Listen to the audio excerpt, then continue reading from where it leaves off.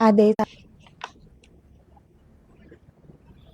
એકતાનાથ ગુરુયોગી તુલસીનાથજી બાપુ શ્રી શનિદેવ મંદિર, ભવનાથ તલેટી, ગિરનાર, જુનાગઢ, ગુજરાત. તો સુખદેવજી મહારાજે હજારો વર્ષ પહેલા જ્યારે પરીક્ષિત રાજાને આ સપ્તાહમાં એ ભવિષ્ય એણે ત્યારે ભાખેલું કે ભવિષ્યમાં આ સમાજ ક્યાંથી ક્યાં જઈ રહેશે. તો સુખદેવજી મહારાજે કહ્યું કે જે પરમ સુખની પ્રાપ્તિ માટે મનુષ્ય દેહ મળ્યો છે, એ જ આગળ જતા એ જ મનુષ્યો પરમ સુખને બદલે વિષય સુખ તરફ અગ્રેસર થશે. એને એમાં જ સુખ લાગશે. પરમ ધ્યેય એ કોઈની પાસે નહીં હોય, પરંતુ લૌકિક પ્રાપ્તિ માટેના પ્રયાસ એ જ એની માટે બધું જ હશે. તો જે પ્રભુમય જીવી શકતા નથી, નીતિ, નિયમ, ધ્યાન, ઉપાસના, જપ, મર્યાદા, વિવેક, નિષ્ઠા, વફાદારી, એ બધા ગુણો આગળ જતા કોઈનામાં નહીં રહે. તો જ્યારે વિષ રૂપી બીજ આપણે રોપીએ તો એના ફળ તો પછી ઝેરી જ થાય ને. તો સુખદેવજી મહારાજ કહે છે કે જો માતા પિતા પાસે જ બ્રહ્મ જ્ઞાન નથી કે કોઈ જ્ઞાન નથી, તો એ એના સ્વસંતાનને કેવી રીતે જ્ઞાન આપી શકે? અને અભ્યાસ કરવામાં એ તો માત્ર આપણને એક કિતાબી જ્ઞાન મળે છે, એનાથી વિશેષ શું મળે છે? કોઈ અધ્યાત્મ જ્ઞાન તો એમાં ભણાવાતું છે નહીં આપણને. એ અભ્યાસમાં આવતું નથી કે ધર્મ શું છે, અધ્યાત્મ શું છે, મોક્ષ શું છે, મુક્તિ શું છે, અંતરયાત્રા શું છે, એ તો કંઈ શીખવામાં આવતું જ નથી. તો સુખદેવજી મહારાજે પોતાના યોગ બળથી, જે અનાધિકારી છે, જે કોઈ પાત્ર નથી, એને પોતાના યોગ બળથી એવા ભયંકર દ્રશ્યો બતાવે છે કે એ બધા જ પોતપોતાના ઘરે જતા રહે છે. તો હવે આપણે આગળ જોઈએ. સંસારમાં મનુષ્ય જીવનમાં કોઈ પણ વસ્તુમાં સાચો આનંદ મળતો નથી. કદાચ કોઈ સમય અલ્પ આનંદ લાગે છે, પણ તે જતા ક્ષણભરના આનંદના બદલે વર્ષો સુધીનો શોક ઉત્પન્ન થયેલો હોય છે. તેથી શોકની નિવૃત્તિ કરવી એ જ જીવન જીવવાની ઉચ્ચ કળા છે. તો આપણને ઘડી બે ઘડી કંઈક આનંદ પ્રાપ્ત થાય, કંઈક ખુશી પ્રાપ્ત થાય. તો જે સંસારની જે બહારિક ખુશી છે એ તો થોડી વાર માટેની જ હોય છે. એ કોઈ પરમ સુખ, કોઈ પરમ આનંદ તો છે નહીં કે જેનો નાશ ન થાય. તો જે થોડી ક્ષણનો જે આનંદ મળ્યો છે અને એ પછી જ્યારે નાશ પામે છે ત્યારે આપણે એક શોકના દરિયામાં ડૂબી જઈએ છીએ. તો જીવન જીવવાની સૌથી ઉચ્ચ કળા એ છે કે શોકની નિવૃત્તિ, કે કંઈ પણ થાય તો આપણને શોક ન થાય, જેવી ઈશ્વરની ઈચ્છા. પરંતુ એ માટે એટલું સમર્પણ જોઈએ, એ માટે એટલો વિશ્વાસ હોવો જોઈએ.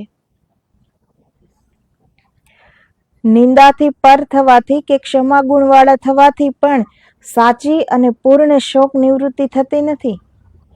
તો એવું નથી કે આપણે કોઈની નિંદા ન કરીએ, કોઈ આપણાથી આગળ વધી ગયું છે તો આપણે દુઃખ ન કરીએ, શોક ન કરીએ.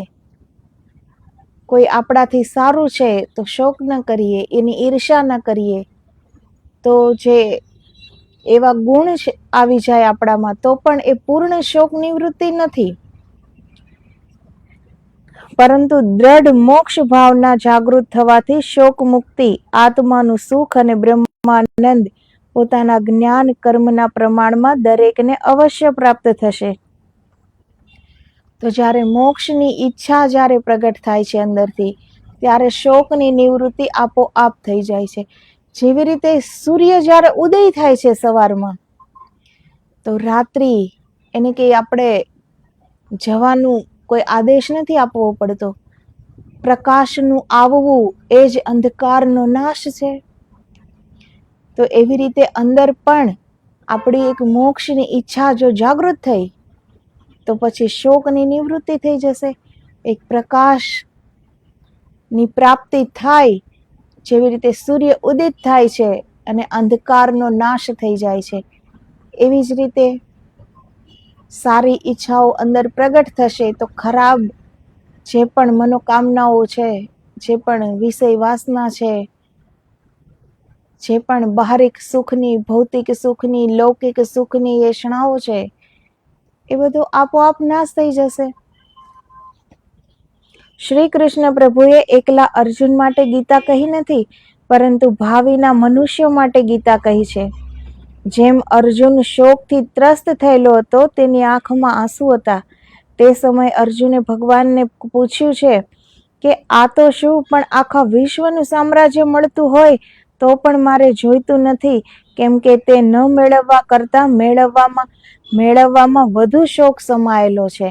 તો કુરુક્ષેત્રના મેદાનમાં જ્યારે ગીતાજી, ભાગવત ગીતા આપણને પ્રાપ્ત થઈ, એ શ્રી કૃષ્ણ અને અર્જુનનો જે સંવાદ છે, તો એ ખાલી અર્જુનજી માટે ગીતા નથી, પરંતુ એ ભવિષ્યના, એ ભાવિના હર જીવ માત્ર માટે આ ગીતાનો ઉપદેશ છે કે એ પ્રમાણે આપણે જીવન જીવવું જોઈએ.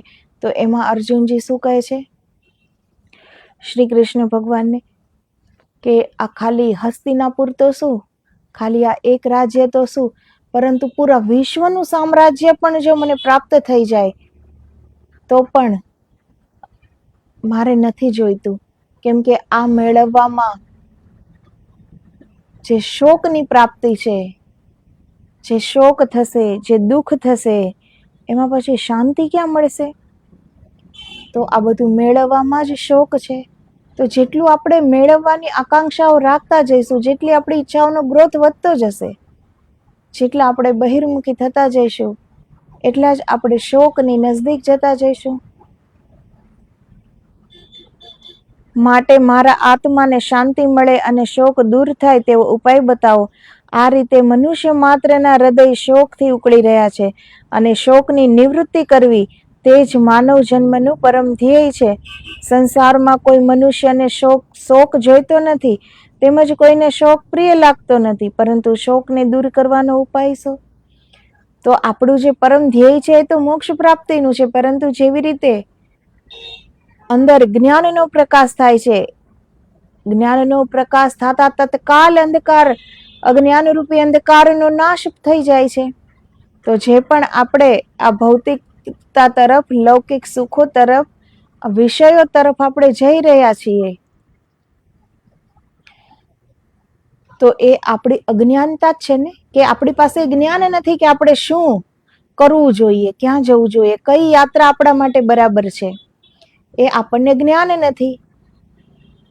તો જ્યારે જ્ઞાનનો પ્રકાશ આપણી અંદર થાય છે, ત્યારે અજ્ઞાન રૂપી અંધકારનો નાશ થઈ જાય છે.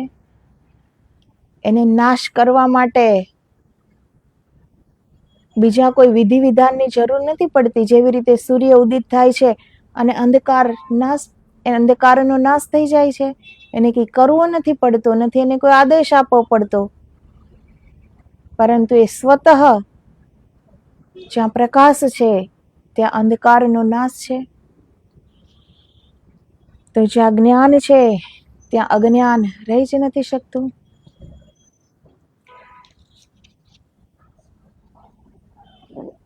તો શોકને દૂર કરવાનો ઉપાય શું? તે ઉપાય કોઈને જડતો નથી, કિંતુ તેનો શ્રેષ્ઠ ઉપાય એ છે કે પહેલા તમે પ્રભુ પરાયણ બનો અને એવા સર્વ ભાવથી પ્રભુના શરણાગત બનો કે જેમ એન્જિન સાથે ટ્રેનના ડબ્બા જોડાય છે, તે જ્યાં સુધી ન છૂટે ત્યાં સુધી એન્જિનની સાથે જ જાય છે. જેમ વાછરડાને પલોટવા માટે તેની પીઠ બળદો કે અશ્વની સાથે દોડાવાય છે, તેમ તમે જ્ઞાન યોગમાં પલોટવા માટે પ્રથમ ગુરુ પરાયણતા સાધો, તેમની આજ્ઞા અનુસાર વર્તો, સદગુરુના શરણાગત બનો. તો સૌથી પહેલા આપણે પ્રભુ પરાયણ થવું જોઈએ, પરંતુ પ્રભુને તો કોઈએ જોયા નથી, અને આપણે તો હર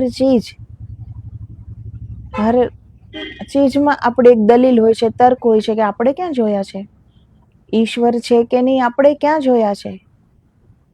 તો આપણે આટલા હજી ઈશ્વર છે કે નહીં એમાં જ અગર શ્રદ્ધા નથી, વિશ્વાસ નથી, તો પછી એ વ્યક્તિ માટે તો નથી જ ને ઈશ્વર. નહીતર તો ઈશ્વર ક્યાં નથી, જો એ દ્રષ્ટિ હોય તો. હર ચીજ, આ પ્રકૃતિ, આ જડ, આ ચેતન, આ જીવ માત્ર, ગમે ત્યાં આપણી દ્રષ્ટિ જાય, એક છોડ ઉપર ફૂલ ઉગે છે ત્યારે, એક પુષ્પના ખીલવું, સૂરજનું ઉગવું, ગમે તે પ્રકૃતિ કોઈ પણ જગ્યાએ જો આપણી એ નજર હોય તો એ બધે જ આપણને ઈશ્વરની કારીગરી દેખાય છે. તો એ પ્રશ્ન ઉઠતો જ નથી કે ઈશ્વર છે કે નહીં. આપણા માનવા ન માનવાથી સત્ય અસત્ય થઈ જતું નથી.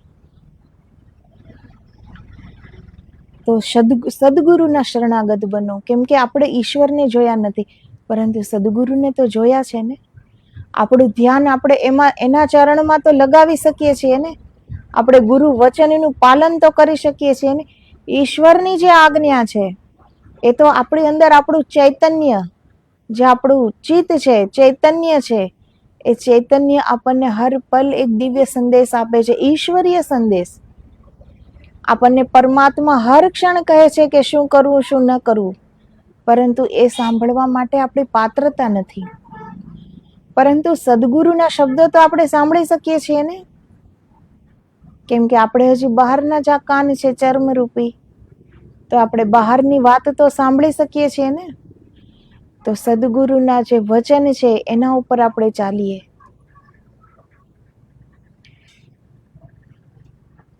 આપણને આપણા કાલની, આજની કે આવતીકાલની કંઈ જ ખબર નથી, પરંતુ સાચા સદગુરુ એને આપણા હર જન્મની ખબર છે, હર કર્મની ખબર છે, ક્યાંથી આવ્યા એ ખબર છે, ક્યાં જવાના એ ખબર છે. તો એ જે પણ કરાવશે, જ્યાં પણ ચલાવશે, એ આપણા હિતમાં કરશે. કેમ કે એ તો બધા દ્વંદ્વોથી ઉપર ઉઠી ગયા છે. પૂર્ણ સદગુરુ એ પરમાત્માનું રૂપ જ છે. તો પરમાત્મા તો બધાનું હિત જ કરે છે ને. અને સાચા સદગુરુ તો આવે જ છે એટલા માટે કે આપણું હિત કરી શકે. એની જે બ્રહ્મ અનુભૂતિ છે આપણને કરાવી શકે, એની જે પરમાનંદ છે એ આપણને આપી શકે, પરમ સુખની પ્રાપ્તિ કરાવી શકે, એ આવ્યા જ છે એટલા માટે. તો આપણે સદગુરુનું ધ્યાન એ તો કરી શકીએ ને, કેમ કે એને આપણે જોયા છે. સદગુરુના વચનોનું પાલન કરી શકીએ ને.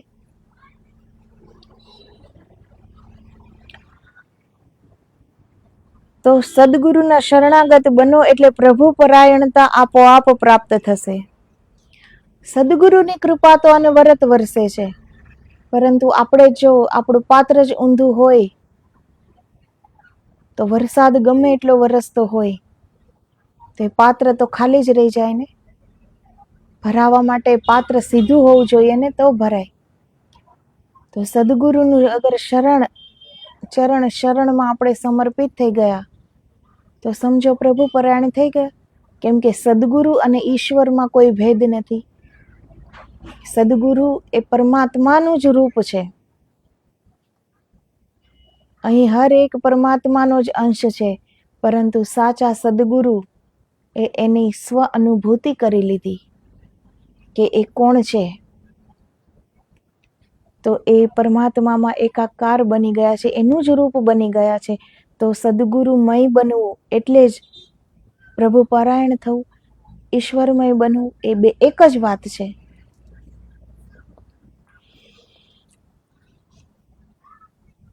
તો અર્જુન અસ્થિર મનનો હોવાથી, તે પ્રભુ પરાયણ થવો મુશ્કેલ હોવાથી શ્રી કૃષ્ણ પોતે અર્જુનના મન બુદ્ધિ રૂપી અશ્વના સારથી હોવાથી અર્જુનને સહેલો માર્ગ બતાવ્યો છે કે તું મારા પરાયણ થઈને સર્વ કર્મો કર. કર્મફળનો ત્યાગ કરવો એ ગુણ અર્જુનમાં ઉતારવો મુશ્કેલ હતો, પરંતુ શ્રી કૃષ્ણના પરાયણ થઈને શિષ્ય ભાવે રહેવાનું તેને સુગમ હોવાથી પ્રભુએ તેને પોતાની ઈચ્છા અનુસાર વર્તવા કહ્યું છે. અગર શ્રી કૃષ્ણ ભગવાન એમ કહે કે હું જ ઈશ્વર છું અને તું મારામાં ધ્યાન લગાવ, મને સમર્પિત થઈ જા કે હું કંઈ જ નથી, જે પણ કરાવે છે ઈશ્વર કરાવે છે, તો એ અર્જુનજી માટે સંભવ ન હતું. પરંતુ શ્રી કૃષ્ણ ભગવાન કહે છે કે તું મારા પરાયણ થઈને સર્વ કર્મો કર. કેમ કે એને તો એ જોઈ રહ્યા છે, અને જ્યારે વિરાટ સ્વરૂપ દેખાડે છે, અર્જુનજીને એના દર્શન કરાવે છે, તો અર્જુનજીને તો ખ્યાલ આવી જ ગયો કે શ્રી કૃષ્ણ ભગવાન પોતે જ પરમાત્મા છે. તો શ્રી કૃષ્ણ ભગવાન કહે છે કે તું મને સમર્પિત થઈ જા, તારા બધા જ કર્મો મને સમર્પિત કરી દે.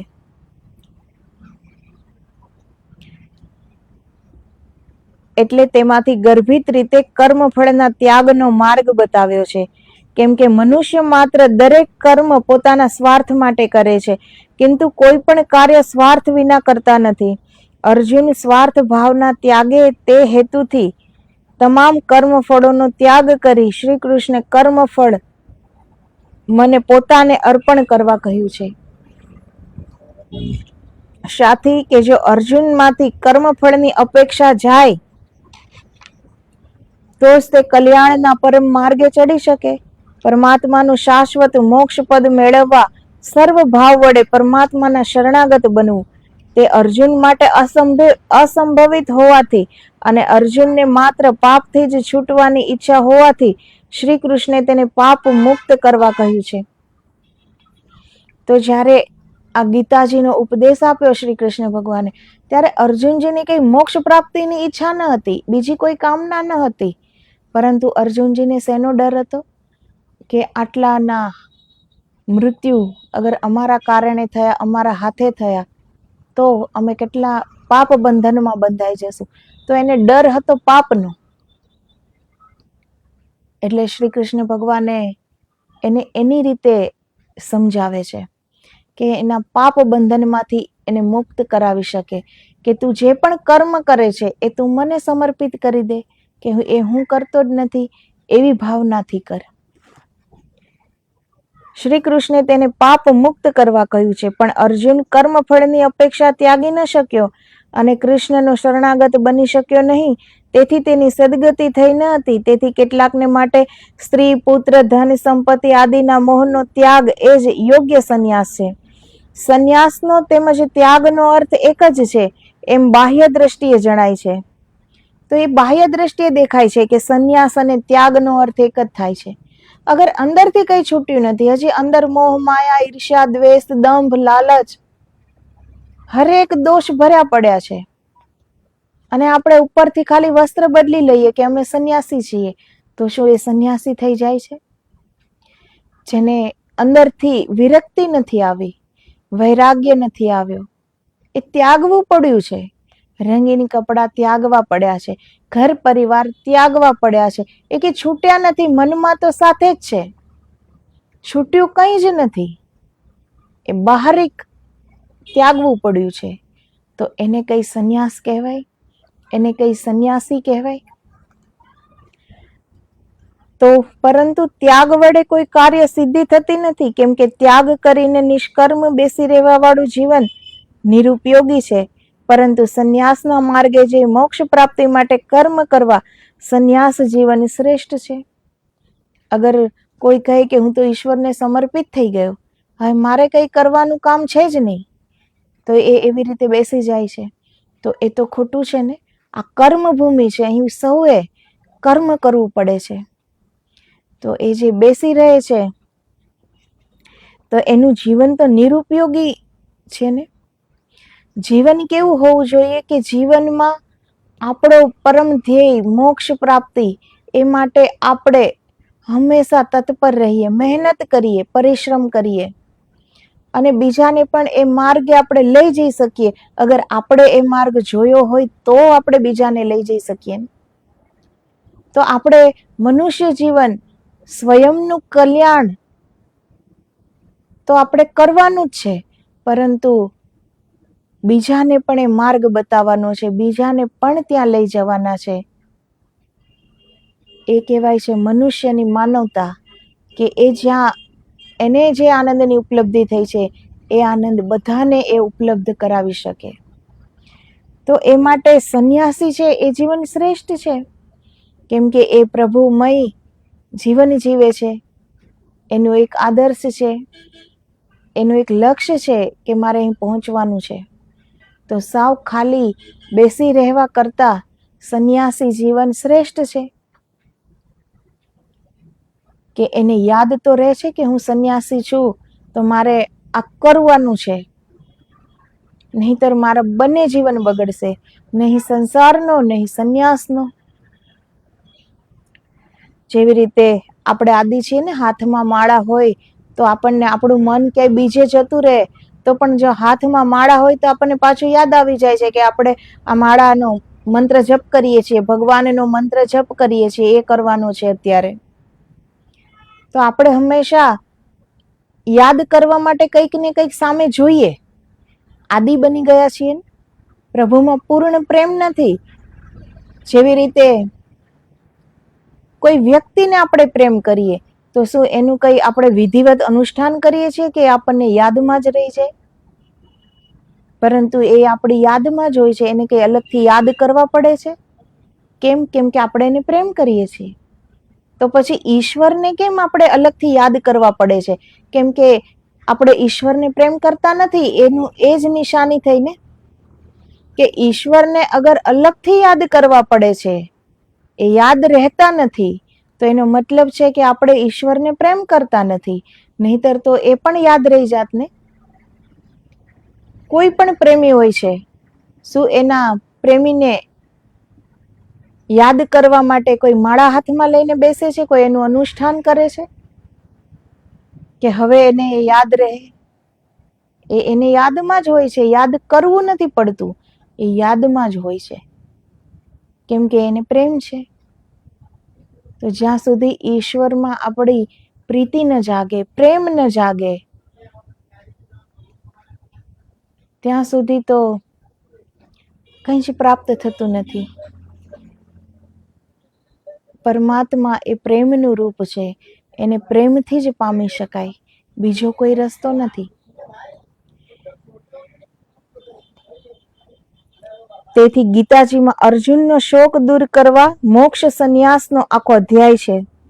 મનુષ્ય માત્રને જીવિત જીવનમાં શોકની નિવૃત્તિની આવશ્યકતા જણાતી નથી, પરંતુ અવસાન સમયે અને મૃત્યુ પછી સંસાર બંધનમાંથી મુક્તિ, શોકની નિવૃત્તિ અને સદા સર્વદા માટે અખંડ પરમાનંદની પ્રાપ્તિ જરૂરી હોવાથી કૃષ્ણ પ્રભુએ ભગવદ્ ગીતા અધ્યાય 18 શ્લોક 62 અર્જુનજીને એક ભાવને નહીં પણ તમામ ભાવને પરમાત્મામાં સમર્પણ કરીને શાશ્વત પરમ શાંતિ મોક્ષને પ્રાપ્ત કરવા તથા ઉત્તમ પુરુષ એવા પરમાત્માને શરણે જવા, તેમજ તેના શરણે જવાથી જ શાશ્વત પરમ શાંતિરૂપ મોક્ષ મળશે.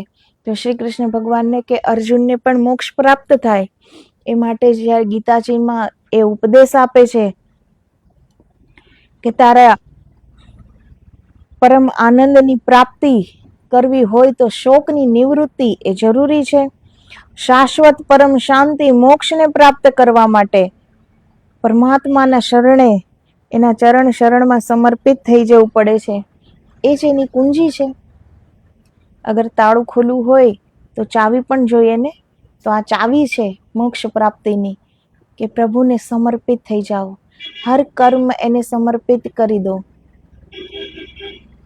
આપણે જ્યારે મટી જઈએ, આપણને મરતા આવડી જાય, જીવતા જ મરતા આવડી જાય કે આપણે છીએ જ નહીં, તો પછી આપણું કર્મ કયું? પછી આપણને કર્મ નથી ચડતું. અગર ઈશ્વરના શરણે છીએ તો હવે ઈશ્વર જેમ ચલાવે એમ ચાલીએ, જેમ જીવાડે એમ જીવીએ. તો શું એ કંઈ ખરાબ આપણા હાથોથી કરાવશે? જો આપણે એનો જ હાથ પકડી લીધો છે, એનું જ ચરણ શરણ પકડી લીધું છે, તો ઈશ્વર તો આપણને સહી માર્ગ ઉપર જ લઈ જશે ને, કલ્યાણના જ માર્ગે લઈ જશે ને. આ તો આપણું મન છે કે એ મન આપણને બહાર લઈ જાય છે, મન આપણને બંધન યુક્ત બનાવી દે છે. ઈશ્વર તો બંધનમાંથી મુક્તિ આપે છે આપણને.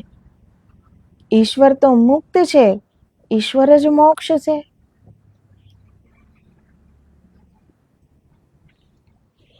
તો તે સિવાય બીજે કોઈ સ્થળે પરમ શાંતિ મળશે નહીં, એમ સ્પષ્ટ કહીને શ્રી કૃષ્ણે અર્જુનને પરમાત્માને શરણે જવા અને તેના જ શરણાગત બનવા સૂચવ્યું છે. પરંતુ અર્જુન નિરંજન પરમાત્મામાં પોતાના સર્વ ભાવ સમર્પણ કરે તેવો સ્થિર મનવાળો ન હોવાથી અર્જુનના લૌકિક મોહ ભાવો લય કરાવી અર્જુનને પ્રભુ પરાયણતાના પંથે આગળ ચડાવવા માટે કૃષ્ણ પ્રભુએ પ્રથમ પોતાની પૂજા ભક્તિ કરવા જણાવ્યું. તો એ સીધે સીધા ઈશ્વરને સમર્પણ ન થઈ શકે એટલી સ્થિરતા અર્જુનજીમાં ન હતી. એટલે શ્રી કૃષ્ણ ભગવાને પ્રથમ પોતાની પૂજા, પોતાની ભક્તિ માટે એને જણાવ્યું. તે જ રીતે યાજ્ઞવલ્ક્યજીએ જનક રાજાને દેહ છતાં વિદેહી બનાવવા સમર્પણ વા શરણાગતિના માર્ગની શરૂઆત માટે ગુરુ દક્ષિણામાં જનકને તેનું મન ગુરુને સમર્પણ કરવા કહેલું છે. જો મન સમર્પણ થઈ જાય, જો આપણી અંદર મન ના રહે તો બધું અંદર નિર્મળ જ છે ને. હર ઇન્દ્રિયોના દેવી દેવતાઓ છે. આપણું ચૈતન્ય એ જાગૃત છે, આત્મા પરમાત્મા છે. અંદર તો બધું પરફેક્ટ જ છે. જે પણ છે એ આ મન છે. જો આપણે મનને મૂકી દીધું, મનને ગુરુ શરણે મૂકી દીધું કે હવે મન છે જ નહીં, તો હર દોષ મન ઉપર જ સૌ પ્રથમ પ્રગટ થાય છે ને. તો મન જ નથી તો પછી દોષ પણ નહીં રહે, તો પછી જીવન એકદમ નિર્મળ બની જાય છે. કર્મયોગમાં અર્જુન અને જનક રાજાને ચડાવવા માટે જનક રાજાના ગુરુ યાજ્ઞવલ્ક્યજી હતા. દેહ છતાં વિદેહી એવા જનક રાજાની એ સ્થિતિ સુધી લઈ જવા માટે સૌ પ્રથમ યાજ્ઞવલ્ક્યજીએ જનક રાજાને કહ્યું હતું કે ગુરુ દક્ષિણામાં મને તારું મન સોંપી દે, સમર્પિત કરી દે. અને જનક રાજા એ કરી શક્યા. એટલે જ એ દેહ છતાં વિદેહી પરમ જ્ઞાની જનકરાજ વિદેહી થઈ ગયા. તો આ રીતે કૃષ્ણ અને યાજ્ઞવલ્ક્યજીએ મોક્ષ ધર્મમાં નિષ્કામ કર્મયોગમાં અર્જુન અને જનક રાજાને ચડાવવા માટે તેમના કર્મ અને મન પોતાને અર્પણ કરવા સમજાવ્યા છે. આથી કૃષ્ણ પ્રભુની આજ્ઞા અનુસાર કુરુક્ષેત્રના યુદ્ધમાં અર્જુન વીરતાથી લડ્યો છે, પણ અર્જુનની મોક્ષ જ્ઞાન સમજવા સુધીની ગતિ ન હોવાથી તે કૃષ્ણ પ્રભુના શબ્દોના ગૂઢ ભાવને સમજી શક્યો નથી. અગર તો સમજી શક્યો હોય તો પણ તે પરમ શાંતિના માર્ગે નિષ્કામ કર્મ યોગમાં ચડી શક્યો નથી. તેથી જ તેની મોક્ષ ગતિ થઈ નથી. પૂર્ણ ગીતાજી તો અર્જુનજીએ પણ સાંભળીને, જેવી રીતે પરીક્ષિત રાજાએ ભાગવત ગીતા સાંભળી, એવી રીતે અર્જુનજીએ પણ કૃષ્ણ ભગવાનના મુખેથી ભાગવત ગીતા સાંભળી. પરંતુ અર્જુનજીને મોક્ષની પ્રાપ્તિની કોઈ ઈચ્છા ન હતી. તો એની એ જિજ્ઞાસા ન હતી કે મને મુક્તિ જોઈએ, એનો કોઈ પરમ મોક્ષનો ધ્યેય ન હતો. એટલે એને મોક્ષ પ્રાપ્ત ન થયો. જ્યારે પરીક્ષિત રાજાનો પરમ ધ્યેય છે કે મને મુક્ત થવું છે, મને મોક્ષ પ્રાપ્ત કરવો છે, અને એ કરી પણ ગયા. તો સપ્તાહ બધા સાંભળે છે, પરંતુ એમાંથી કોઈક જ એવી વિરલ આત્મા જે સમજી શકે છે, એના ગૂઢ રહસ્યને સમજી શકે છે, કહેવાના ભાવાર્થને સમજી શકે છે. એ શબ્દને નથી પકડતો, પરંતુ એના સારને પકડે છે. તો એવા કોઈ વિરલ આત્મા હોય છે. વિમુક્તિ, જીવન મુક્તિ અને વિદેહ મુક્તિ સામાન્ય દ્રષ્ટિએ એક સરખા છે, પરંતુ દીર્ઘ દ્રષ્ટિ વડે તે ત્રણેય ભિન્ન ફળદાતા છે. માટે બ્રહ્માનંદની અપેક્ષા રાખનારા ભક્તોએ કર્મયોગનો ત્યાગ ન કરતા ત્યાગ ભાવનાથી કર્મયોગનો આશરો લેવાનો છે. તો ડાયરેક્ટ આપણે કહી દઈએ કે અમે ઈશ્વરને સમર્પિત થઈ ગયા, હવે એ જે કરાવે એ જ અમે કરીશું, ત્યાં સુધી તો અમે અહીંયા બેસી રહેવાના, અમે કંઈ જ નહીં કરીએ, કર્મ મૂકી દીધું. તો એ યોગ્ય નથી. ત્યાગ ભાવનાથી કર્મયોગનો આશરો લેવાનો છે. કર્મ કરવાનું છે, પરંતુ પૂર્ણ ત્યાગ છે. એ પોતાના સ્વાર્થ માટે, પોતાના સુખ માટે, પોતાની ખુશી માટે કંઈ જ નથી કરતા. માત્ર કર્મ કરે છે, ફરજ છે, ધર્મ છે, બજાવે છે. કર્મફળની કોઈ ઈચ્છા નહીં, કર્મફળની કોઈ આકાંક્ષા નહીં, માત્ર કર્મ કરે છે. કેમ કે એની પાસે જ્ઞાન છે કે કર્મ કરવું આપણા હાથમાં છે, ફળ આપણા હાથમાં નથી. એ દેવા વાળો બીજો છે.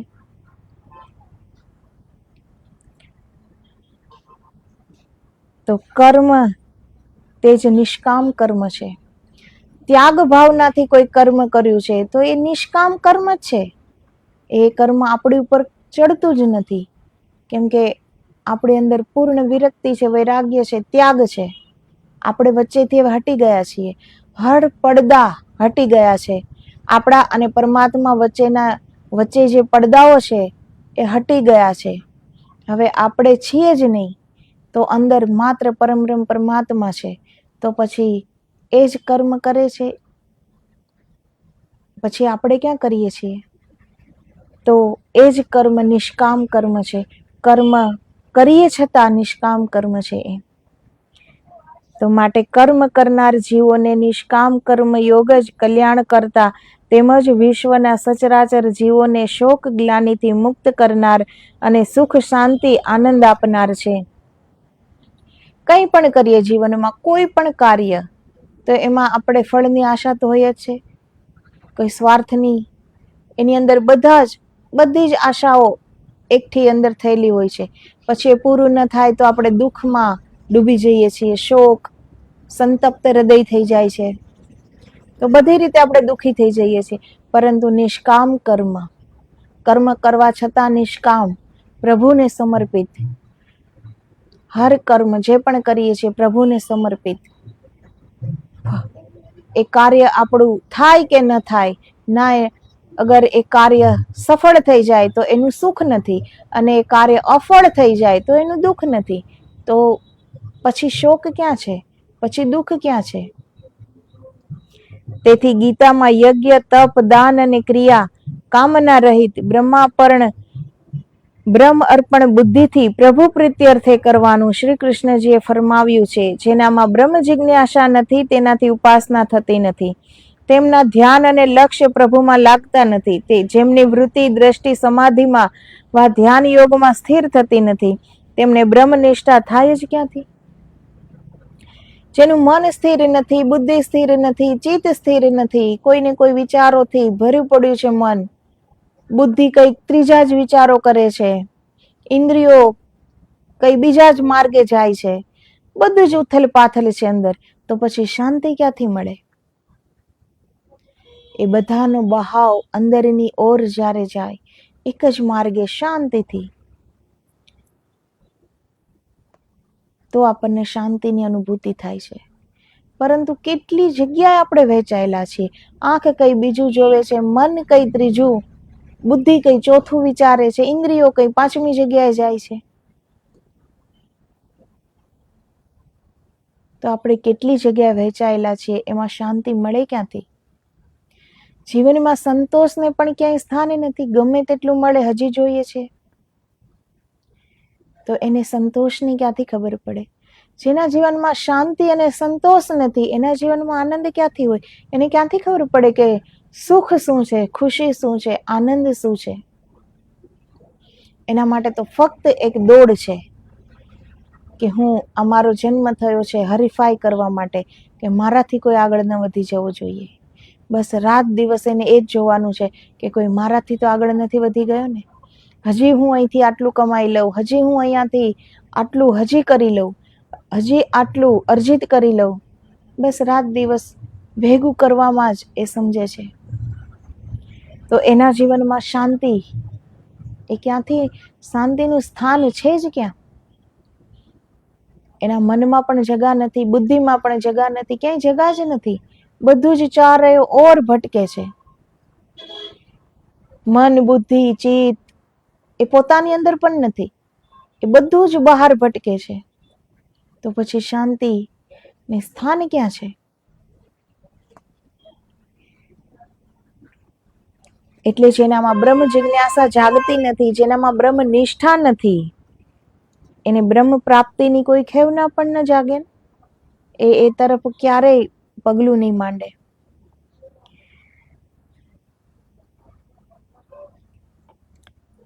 તો જે ધ્યાન યોગમાં જે સ્થિર ન થાય, મન એકાગ્ર નથી, કઈ શાંતિ નથી, સંતોષ નથી,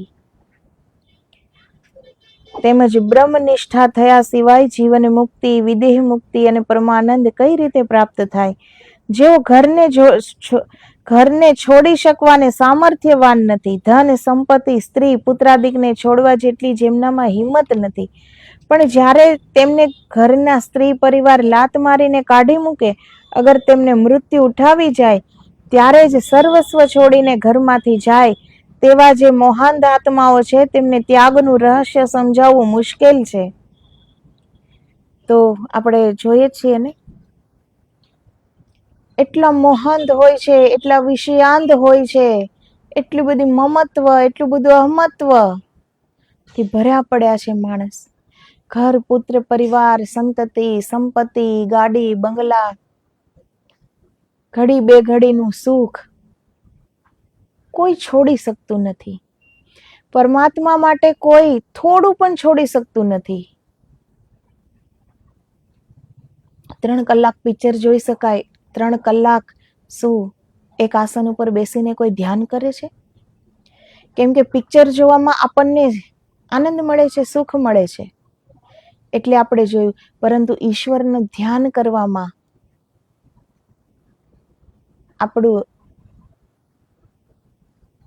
આપણે કરી જ નહીં શકીએ. કેમ કે ઘડી બે ઘડીના સુખ માટે જ આપણે હંમેશા દોડીએ છીએ, એની જ આપણને આદત રહી છે. તો આપણે 3 કલાક ધ્યાન નહીં કરી શકીએ, 3 કલાક પિક્ચર જોઈશું, કેમ કે એ આપણું સુખ છે. પરંતુ પરમાત્માને આપણે ક્યારેય, એ પરમ સુખના દાતાને આપણે ક્યારેય સુખ માન્યું નથી. અગર એને સુખ માન્યું હોય તો આપણે એ 3 કલાક ધ્યાન પણ કરી શકીએ, 3 કલાક જપ પણ કરી શકીએ, 3 કલાક ઈશ્વરમય આપણે બની શકીએ. પરંતુ એ બધું આપણે નથી કરી શકતા, તો પછી એ માનવું જ રહ્યું ને કે ઈશ્વર પ્રત્યે આપણને પ્રેમ નથી, ઈશ્વર પ્રત્યે આપણને સમર્પણ નથી. ઈશ્વર માટે આપણે ઘડી બે ઘડીની ખુશી પણ જતી કરી શકતા નથી. આપણી ખુશી છે મોબાઈલ જોવામાં, આપણી ખુશી છે ફરવા જવામાં, એ બધું આપણે કરી શકીશું. પરંતુ ઈશ્વર માટે, અને આ જપ, ધ્યાન, ઉપાસના, યોગ, પ્રાણાયામ કંઈ પણ આપણે કરીએ, એ કંઈ આપણે ઈશ્વર માટે થોડા જ કરીએ છીએ, એ તો આપણા માટે જ કરીએ છીએ ને, કે આપણને પરમાત્માની પ્રાપ્તિ થાય, આપણને પરમ સુખની પ્રાપ્તિ થાય, આપણને પરમ આનંદની પ્રાપ્તિ થાય, કે જે સુખની, જે આનંદનો ક્યારેય નાશ ન થાય, એ આપણને પ્રાપ્ત થાય. તો એ જે કરીએ છીએ આપણા માટે જ કરીએ છીએ ને. છતાં પણ લોકોને કેવું લાગે છે કે ઈશ્વર માટે અમે કરીએ છીએ. તો ઈશ્વર માટે કંઈ જ કરવાનું નથી. એ તો પરમ બ્રહ્મ પરમાત્મા છે, એની માટે આપણે શું કરી શકીએ? આ તો આપણા માટે જ કરવાનું છે. પરંતુ આપણે ઘડી બે ઘડીનું સુખ પણ આપણે એની માટે જતું નહીં કરી શકીએ.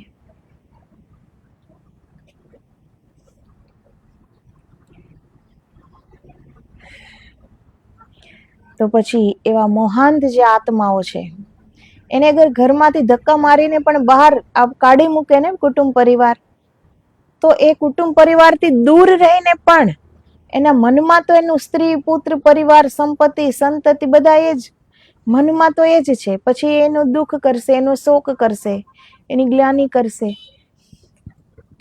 એને કોસશે કે આ લોકોએ મારી સાથે શું કર્યું. છતાં પણ એને એમ નહીં થાય કે આ સંસારમાં મેં શું પ્રાપ્ત કર્યું. આ બધું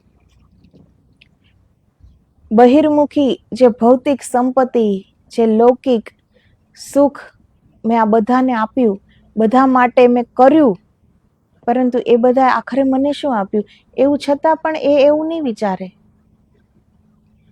એ છતાં પણ એમાં જ મોહાંદ રહેશે, એમાં જ એ રડ્યા કરશે. ઈશ્વર માટે કોઈ આંસુ સારે છે? કુટુંબ પરિવાર થોડું પણ દૂર થઈ જાય, સ્વજનનું મૃત્યુ થઈ જાય તો કેટલા દિવસ સુધી આપણે રડીએ છીએ. ઈશ્વર માટે આંખમાંથી આંસુ નીકળે છે ક્યારેય? કોઈને એ વિરહની પીડા, એ વેદના થઈ છે કે અમે પણ પરમાત્માથી દૂર છીએ, પરમાત્મા તો અમારી અંદર જ છે છતાં પણ અમે એનાથી વિમુખ છીએ. એ માટે ક્યારેય દર્દ થયું છે? ક્યારેય એ વિરહની પીડા જાગી છે? ક્યારેય એ વેદનાની અગ્નિ અંદરથી ઉઠી છે? એ નહીં ઉઠે. એટલે એવા મોહાંધ આત્માઓને ત્યાગનું રહસ્ય કેવી રીતે સમજાવવું કે ત્યાગ શું છે? અને જ્યાં સુધી ત્યાગની નથી ખબર ત્યાં સુધી તો હર કર્મ કરીએ એનું કર્મફળ આપણે જ ભોગવવાનું છે. જો ત્યાગ નથી જીવનમાં તો ઈશ્વરને સમર્પિત આપણે થઈ જ નહીં શકીએ. તો આપણે આપણા માટે બધું જોઈએ છે તો ઈશ્વરને સમર્પિત નહીં થઈ શકીએ. ત્યાગ આપણે બે ઘડી સુખનો ત્યાગ નથી કરી શકતા. આપણી જે ઈચ્છા થાય એ જ આપણે કરીએ છીએ. જે સત્યમાં કરવાનું છે એના તરફ આપણે આંખ બંધ કરી લીધી છે. તો એવા આત્માઓને ત્યાગનું રહસ્ય કેવી રીતે કોઈ સમજાવી શકે? તો સંપૂર્ણ સમજપૂર્વક આત્માના ઉત્સાહ વડે સ્વીકારાયેલો બાહ્ય ત્યાગ અંતરના ત્યાગ વિના સફળ થતો નથી. તો જો એ સમજ નથી કે આપણે ત્યાગ શેનો કરવો, કઈ રીતે કરવો, મારામાં ત્યાગ છે કે નહીં, એ કઈ સમજ જ નથી, તો પછી બાહ્ય કંઈ પણ ત્યાગ કરી દીધું, અંતરનું કઈ ત્યાગ છે નહીં, બધું જ અંદર મનમાં જ બધું જ પડ્યું છે. તો બાહ્ય ત્યાગ કરવાથી શું પ્રાપ્ત થાય? કઈ જ પ્રાપ્તિ આપણે ન કરી શકીએ. કેટલાક લોકોને રાત્રિ દિવસ સ્ત્રી પુત્રાદિ પાસે ઘરમાં પડી રહેવું છે, જીવન વ્યવહાર ચલાવવો છે, દ્રવ્યાર્થે ઉદ્યમ કરવો છે, પરંતુ ત્યાગ ભાવના કેળવવી નથી. અગર વૈરાગ્ય વૃત્તિ કેળવી શકતા નથી, તેથી તેવા જીવો ઘરમાં રહીને ત્યાગ ભાવના રાખવાની મિથ્યા વાતો કરે છે અને ખોટો દંભ કરી પોતાના આત્માને અને પ્રભુને ઠગીને મિથ્યા આત્મસંતોષ માને છે. ઘણા લોકો હોય છે ને, પોતાથી હજી ઘર પરિવાર પત્ની પુત્ર કંઈ જ છૂટતું નથી, પરંતુ બીજા પાસે એ એટલું બધું બીજાને જ્ઞાન આપશે કે હું તો બધું જ છોડીને બેઠો છું. પૂર્ણ વૈરાગી, પૂર્ણ ત્યાગી, પૂર્ણ સંસારમાં રહેવા છતાં પૂર્ણ સંન્યાસી એવા લોકો હોય છે ને. તો જ્યાં સુધી અંદરથી ત્યાગ આવતો નથી, એ કુટુંબ પરિવારમાં રહેવા છતાં પણ એ વિરક્ત હોય છે. એવું નથી કે કુટુંબ પરિવારને છોડીને ચાલ્યા જાય એને જ ત્યાગ કહેવાય, એને જ વૈરાગ્ય કહેવાય, પરંતુ એમાં રહેવા છતાં પણ એ વિરક્ત થઈ જાય છે. કેમ કે એને કંઈ છોડવું નથી પડ્યું, અંદરથી છૂટી ગયું છે. તો અંદરથી ત્યારે જ છૂટે છે જ્યારે કલ્યાણના માર્ગે એનો અભ્યાસ હશે, એનો પરિશ્રમ હશે, એની મહેનત હશે, હર પલનો સદુપયોગ કર્યો હશે, હર પલ સત્યના માર્ગ પર ચાલ્યા હશે, એની બ્રહ્મ જિજ્ઞાસા હશે, મોક્ષ પ્રાપ્તિની આકાંક્ષા હશે, ત્યારે અંદરથી બધું છૂટ્યું છે. એમનેમ તો કઈ છૂટીને જાય? તો ઘર બાર પરિવાર અને રંગીન વસ્ત્ર છોડવા માત્રથી કોઈ સંન્યાસી નથી બની જતું. એ વિરક્તિ અને એ વૈરાગ્ય એ આપણી અંદરથી ઉત્પન્ન થાય છે અને એને જ સાચો વૈરાગ્ય કહેવાય છે, એને જ સાચી વિરક્તિ કહેવાય છે કે છોડવું નથી પડ્યું, છૂટી ગયું, સ્વતઃ છૂટી ગયું. પરંતુ જેના અંતરમાં ત્યાગ વસેલો છે તેને ઘરમાં સ્ત્રી પુત્રાદિના સહવાસમાં રહેવાની કોઈ સ્પૃહા રહેતી નથી. ઘર, ગામ, તાલુકો, જિલ્લો અને દેશ તે બધા મમત્વથી માની લીધેલા માયા મમત્વના અજય કિલ્લાઓ છે. તે કિલ્લાઓમાંથી છૂટવા માટે વાનપ્રસ્થાશ્રમ અને સંન્યાસાશ્રમ એવા માત્ર 2 જ દ્વારો છે. જો બ્રહ્મચર્યાશ્રમમાં વા ગૃહસ્થાશ્રમમાં અગર તે પછી મોક્ષ પ્રવાસમાં વાન પ્રસ્થાશ્રમમાં ત્યાગ ભાવના અને મનોસંયમ કેળવ્યા હોય તો જ સંન્યાસમાં પૂર્ણ ત્યાગ કરી શકાય છે. માટે સંસારમાં રચ્યા પચ્યા રહીને ત્યાગ વૃત્તિ કેળવવાની વાતો કરવી તે દંભ છે. આપણે સંસારમાં જ હજી રચ્યા પચ્યા હોય, આપણા દિલો દિમાગમાં સ્ત્રી પુત્ર ધન સંપત્તિ ની ખેવનાઓ જ હોય, એની જ ઈચ્છાઓ હોય, એના જ આપણને સપના જોતા હોઈએ. અને પછી કે વેદ કહે છે કે પહેલો બ્રહ્મચર્ય આશ્રમ, પછી ગૃહસ્થ આશ્રમ, તો હવે વાનપ્રસ્થ આશ્રમ છે, તો હવે ઘર છોડી દીધો, પરિવાર છોડી દીધું, તો હવે હું વાનપ્રસ્થ આશ્રમી છું. તો એ ન કહેવાય. એ માત્ર બાહ્ય છે કે બહારથી ખાલી ઘર પરિવાર છોડ્યો છે, અંદર હજી સંસાર એની અંદર જ રચ્યો બચ્યો છે. ખાલી બહારથી સંસાર છોડી દીધો છે, અંદર તો હજી સંસાર જ સંસાર છે. અંદર તો હજી એ જ વિષય સુખની લાલસા છે. માત્ર બાહ્ય ત્યાગ કર્યો છે, તો એ ત્યાગને ત્યાગ ન કહેવાય. પરંતુ ગૃહસ્થ આશ્રમમાં જ સંસારમાં રહેવા છતાં પણ ત્યાગી બની જાય તો વાનપ્રસ્થ આશ્રમમાં એ પૂર્ણ ત્યાગી બની શકે છે.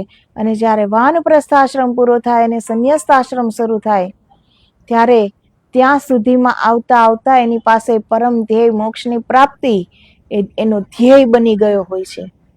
કેમ કે ત્યાગ, વૈરાગ્ય, શાંતિ, સંતોષ, બ્રહ્મ અનુભૂતિ બધું થઈ ચૂક્યું હોય છે. પછી માત્ર ને માત્ર મોક્ષ અનુભૂતિ કરવાની હોય છે, બસ એટલું જ બાકી રહે છે. તો એ કઈ તાત્કાલિક ન થઈ જાય. એ ગૃહસ્થ આશ્રમમાં રહેતા રહેતા જ એ અભ્યાસ શરૂ કરી દીધો હોય છે. અને એ ત્યારે જ થાય છે કે સંસારમાં રહેવા છતાં પણ પ્રભુમાં તન્મય હોય. એ સંસાર બાહ્ય તો બધાને દેખાય છે કે આ ઘરમાં રહે છે, એને પણ પત્ની છે, પુત્ર છે કે પતિ છે, સંતાનો છે, પરંતુ એને અંદર ક્યાંય સંસાર નથી. એને અંદર તો સંન્યાસ જ છે. એને અંદર એ કોઈ સ્ત્રી પુત્રની સંતતિની સંપત્તિની એ સપના જોતો નથી. એ અંદરથી માત્ર ઈશ્વરમાં લીન છે. તો એવા જે આત્માઓ હોય છે એનો એક ધ્યેય બને છે કે મોક્ષ પ્રાપ્તિ કરવી છે, અને એ મોક્ષ પ્રાપ્તિ કરી પણ શકે છે.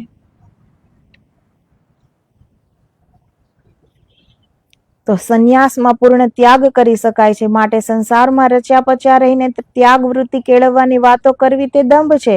જેને પ્રભુમાં સમર્પણ થવું છે, અગર જેને પ્રભુના શરણાગત થવું છે, તેને દંભ ભયંકર પાપ કુંડ યાને નર્ક કુંડ છે. ત્યાગનો અર્થ માત્ર છોડી દેવાનો છે, પરંતુ સંન્યાસનો અર્થ તો પ્રભુની સમક્ષ આત્માને અને બ્રહ્મ તત્વને દોરી જઈને સ્વાત્મ સમર્પણ કરવાનો છે. એટલે આ બંને અર્થમાં મહાન તફાવત છે. તો ત્યાગ એ તો ખાલી આપણા દંભને છોડવાનું છે. ત્યાગનો અર્થ છોડી દેવાનું છે. પરંતુ સંન્યાસનો અર્થ શું છે કે પ્રભુની સમક્ષ આત્માને અને બ્રહ્મ તત્વને દોરી જઈને સ્વાત્મ સમર્પણ કરવાનું છે. સંન્યાસ એટલે આત્માને પાર જઈને, પરમાત્માને પાર જઈને પરમ બ્રહ્મ પરાશક્તિમાં એકાકાર બની જવું, અભિન્ન બની જવું, એને કહેવાય છે સંન્યાસ. માત્ર ઘર પરિવાર છોડીને ભગવા વસ્ત્ર ધારણ કરી લીધા તો કઈ સંન્યાસી નથી બની જતા. સવારમાં ઉઠીને યોગ પ્રાણાયામ કરી લીધા એને કઈ યોગ નથી કહેવાતો. યોગ હોય છે આત્મા ને પરમાત્માનું મિલન, કે આત્મા પરમાત્મા સાથે એક થઈ ગઈ અને એ પણ અનંતતાનું રૂપ બની ગઈ, અસીમતાનું રૂપ બની ગઈ, એ પણ ઈશ્વરનું રૂપ બની ગઈ. એને કહેવાય છે યોગ. તો આગળનું હવે જે સુખદેવજી મહારાજ સમજાવે છે એ કાલના વિડીયોમાં આપણે જોઈશું. તો આજે અહીં વિરામ લઈએ. જય ગુરુદેવ. આદેશ આદેશ. જય ગિરનારી.